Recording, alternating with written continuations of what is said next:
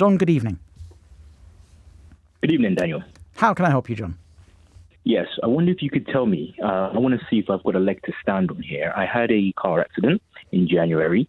I wasn't at fault. The other person was, so they held liable. Now, the insurers agreed to cover the job.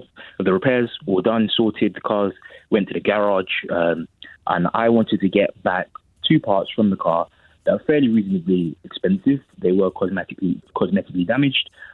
So I've said, all right, garage, can you provide these back to me? They said, once you get approval from the insurers, that's all fine.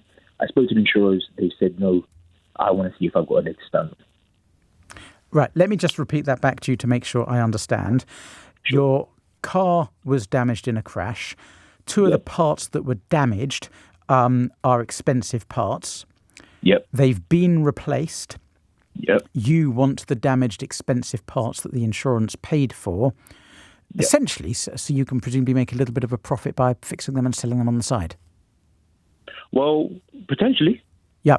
No, those parts now belong to the insurance company, I'm afraid, John. Once the insurance company has paid for you to get new, what parts are they? Not that I'll know what that means. Headlight and alloy. Okay, so now that the insurers have paid for you to have a new set of headlights and a new set of alloy wheels, then they get to keep the old ones, I'm afraid. That's just pretty clear insurance law. I'm sorry, John.